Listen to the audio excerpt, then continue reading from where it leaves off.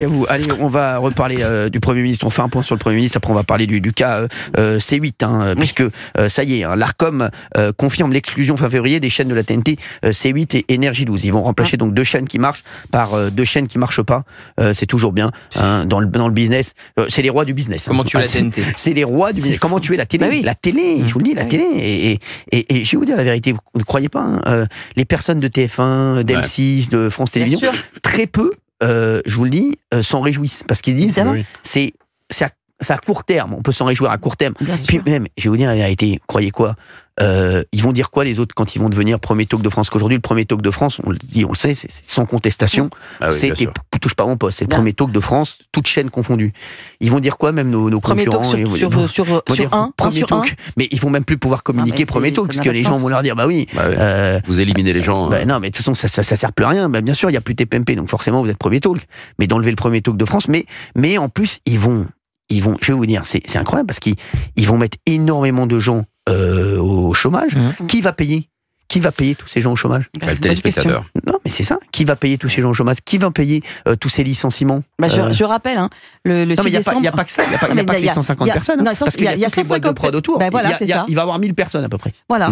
1000 personnes. En tout, ça va être à peu près 1000 personnes. Et Canal 250. Exactement. Non, 1000 personnes en tout, parce qu'il y a les boîtes de prod qui travaillent pour le. Autour. Exactement. Les boîtes de pub, y compris les gens, par exemple, les services de sécurité, le catering, enfin tout ce qui est, c'est l'effet papillon, quoi. Tout ce qui est autour et annexe et qui est lié à l'activité. Le catering, c'est le buffet pour. Oui, pardon, les gens qui travaillent pour la restauration pour les salariés. Mais tous les services autour des chaînes de télé, c'est colossal. Mais bien sûr. C'est des emplois indirects, directs, on se rend pas compte. Mais bon. C'est fou. Oui, Gauthier Lebray. Non, mais c'est plus que déprimant, en fait. C'est tellement choquant. Moi, ce que je ne supporte pas, c'est qu'on se substitue au choix des Français. C8 serait une chaîne qui ne marcherait pas. C8 est la 5e chaîne nationale, la première de la TNT. Et puis il y a le premier talk de France dessus. Il réunit 2,5 millions de personnes tous les soirs. C'est insupportable. Que vont faire les 2,5 millions de personnes qui avaient l'habitude le soir, en rentrant chez eux d'une dure journée de travail, d'allumer la télé et de se mettre devant Cyril Hanouna? On choisit à leur place. Et si on tire le fil, alors certains diront que je vais trop loin, mais on veut choisir à leur place ensuite les candidats pour qui ils peuvent voter ou non à la présidentielle. Et encore une fois, c'est une petite intelligentsia, un petit groupe de personnes dans son coin qui prend cette décision de manière totalement arbitraire, on ne sait pas jusqu'où elle est remontée, pour tous les Français. Et c'est aux Français de choisir. Si les Français décident de ne plus regarder C8, très bien. C'est exactement le contraire qui est en train de se passer. Non, mais ils enlèvent tout aux Français, de toute façon. Ils enlèvent tout aux Français. Voilà. On ne peut plus rien faire. Ils ne choisissent plus rien. Mais je vais vous dire, les Français, on leur a enlevé même leur vote aux Français. Bien sûr. Ils ont voté en juillet, à ce que je sache. On leur a confisqué leur vote. On leur a confisqué leur vote, puisqu'aujourd'hui, même moi, qui ne suis pas, je l'ai déjà dit, un fan de la France insoumise, mais en vrai, aujourd'hui, si on avait écouté les Français, le gouvernement, c'est où la France insoumise, ou le Rassemblement national, ou le NFP, ou NFP, ou le Rassemblement national. 8 millions d'un côté, 11 millions de l'autre. En tout cas, c'est NFP. En vrai, on fait pas les mauvaises fois. Ça veut dire qu'on leur confisque même leur vote aux Français aujourd'hui. On leur confisque. Le gouvernement de Michel Barnier, on l'avait dit, c'était le hold-up du siècle. Le groupe avec 47 députés se retrouve à Matignon, même à l'intérieur. Même si je pense que Bruno Retailleau représente aussi les électeurs du Rassemblement national dans la politique qu'il mène. Mais oui. Bruno Retailleau, il représente tout le monde. Il représente la majorité des Français en tout cas. Ils ne représentent pas les électeurs du Nouveau Front Populaire, mais ils ne sont pas encore majoritaires, parce que sinon ils auraient la majorité absolue et ils seraient à Matignon, ce qui n'a pas été le cas. Mais c'est vrai que c'est choisir, se substituer au choix des Français. C'est le Français qui choisit avec sa télécommande ou son bulletin de vote. Ça doit être personne d'autre. Monsieur. Je suis complètement d'accord. Alors, on aimerait avoir des auditeurs 01 80 20 39 21. Avec nous, il y en a beaucoup qui nous appellent. Alors, on va coupler un Premier ministre et Arcom parce que je trouve sincèrement, je vous jure que c'est vrai. C'est vraiment, on marche sur la tête. C'est assez lié en fait. Ça, c'est un truc de fou. Voilà, je vous le dis. Mais voilà. Il y avait une phrase de Georges Pompidou en 1972 qui disait: ce que la gauche n'obtient pas par les urnes, elle l'obtient par la censure. Exactement. Voilà. C'était déjà le comportement. Georges Pompidou qui avait. Georges Pompidou en 72. Non, moi j'ai connu Pompidou, moi. Je sais, J'ai gagné un concours de dessin, il m'a remis un prix. Non, c'est vrai, Georges Pompidou. Le 26 juin 72. Ah ouais, vous aviez déjà 42 ans. Non, j'avais 11-12 ans, ouais. 11 ans. Mais il faisait 1m80 à l'époque. Mais il m'a tapé derrière la tête, Pompidou, il m'a dit: c'est bien. Mais j'ai l'impression que tout le monde vous tape derrière la tête. Chaque fois que quelqu'un vous voit, il vous tape derrière la tête. Qu'est-ce que c'est que c'est insupportable ça? Joséphine Baker et Pompidou. Ouais, je sais. C'est chic sur un CV. C'est fou. Oui, c'est vrai en plus, ouais. Moi j'ai Bernard Montiel et Passe-Partout.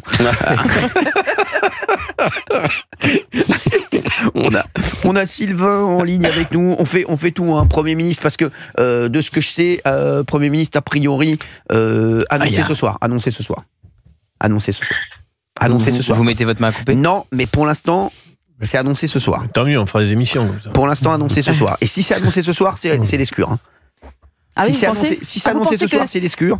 Mais si c'est pas annoncé ce soir, c'est que c'est pas l'escure. Oui, c'est tout simple. Oui, c'est que le nom a été débranché. Qu'Emmanuel Macron s'est réveillé, a vu que Roland Lescure ne plaisait à personne. Si c'est pas Roland Lescure ce soir, c'est que, à mon avis, il y a une. C'était lui, et il a été débranché. Il y a France Gall qui arrive à l'Élysée, qui a fait des branches, coupe la lumière. Non, mais c'est vrai. Non, mais vous croyez pas qu'il peut dépluguer dans l'avion et dire, je reprends une option que j'avais déjà envisagée, qui peut être celle de Bayrou ou le Cornu? Non, s'il y a une nomination ce soir, pour moi, c'est l'escure. S'il n'y a pas de nomination ce soir, c'est que c'est pas l'escure.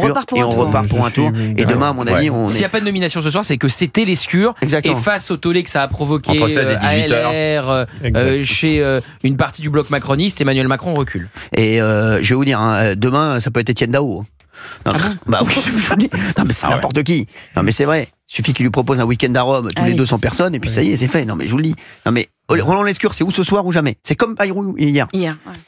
Bayrou, c'est ce soir où il fait quoi, François Bayrou, ce week-end? Bayrou, il y croit encore? Là, il est dans les cartons. Là. Ouais, il y croit encore il est en Lara Fabian, là, François Bayrou. Il croit encore. Moi, je pense qu'il y croit encore. Il suffirait d'un signe. On ne pas marcher seul. Merci. Non, on y croit encore à François Bayrou? Oui. Yves Artigol? Oui, d'accord, très bien. Écoutez, tant qu'il y a de la vie, il y a de l'espoir. Non, mais c'est vrai. Non, mais oui, je dis oui. Vous pouvez vous dire non, mais oui. Vous avez bien raison. Il y a quelqu'un qui m'envoie quelque chose d'intéressant. Ah, c'est quoi? Dans l'entourage d'un ministre démissionnaire, on m'envoie Roland Lescure, c'est une stratégie de l'épouvantail pour rendre François Bayrou acceptable. Tiens, tu vois, qu'est-ce que je te disais?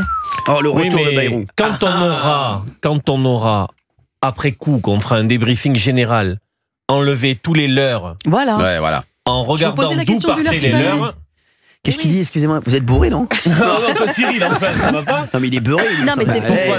Il est pas. Cyril. Alors, ou alors je parle trop lentement, ou alors aussi bourré. À l'heure que je vais à tous les leurs, je te ramène, t'es mon frère. Je m'en fous. De toute façon, je m'en fous, j'arrête tout. Je vois un salon de tatouage en Thaïlande. Cyril, les mecs, ils disent toujours t'es mon frère. Ça, c'est vrai. Non, mais là où il a raison. C'est bon, les mecs, c'est bon. Les premiers dogs de ouf, là.